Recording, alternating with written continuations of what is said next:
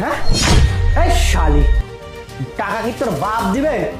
হ্যাঁ আরে এই নয়ন, এই মেয়েটা কোন জায়গায় পাইছিস আর এই মেয়েটাকে তুলে আনছিস কেন? বাবা, এই মেয়েটার বাবা আমার কাছ থেকে 2 বছর আগে টাকা নিয়েছিল।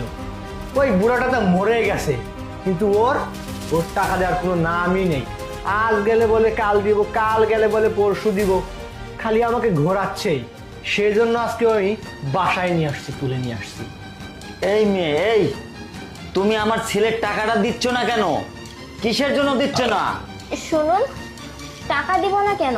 আমার যদি সামর্থ্য থাকতো না তাহলে কবেই আপনার ছেলেকে টাকা দিয়ে দিতাম, কিন্তু আমার সেই সামর্থ্যটা নেই টাকা দেওয়ার জন্য। টাকা দিবে না মানে? টাকা সময় মতো নিয়েছো, আবার সেই ডেট অনুযায়ী টাকা দিতে হবে। এই নয়ন, কত টাকা নিছে রে? আরে বাবা, টাকা নিচ্ছে গত 2 বছর হয়ে যাচ্ছে, বলছে যে 3 মাস পরেই দিয়ে দেবো। 3 মাস করে করে আজকে 2 বছর। আর বল আজকে গেলে বলে কালকে, কালকে বলে বলে পরশু দিন, এরকম করে আমাকে ঘুরাচ্ছেই শুধুমাত্র। টাকা দেওয়ার কোনো নামই নেই। এই মেয়ে, টাকা নিয়েছো, টাকা দিতে হবে, কিন্তু এভাবে সময় নিচ্ছ কেন?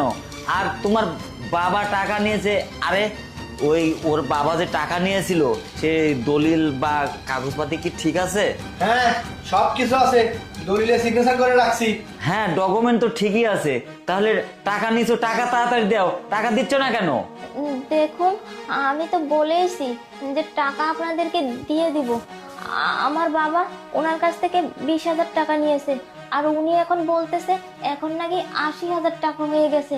এত টাকা আমি কোথা থেকে দিব বলুন? আর বাসায় শুধু আমি আর আমার মাই থাকি, আর বাবা তো মারাই গেছে। আর আমি তো বলেছি টাকাটা যখন হাতে হবে আস্তে আস্তে দিয়ে দিব।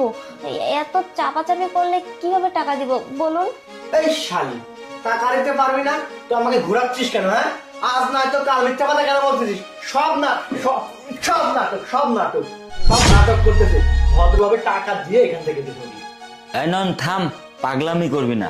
আর এই মেয়ে, তুমি টাকা নিছো, টাকা দিতে হবে। তুমি আজ দিবা কাল দিবা, এভাবে আমাদেরকে এভাবে ঘোরাচ্ছ কেন?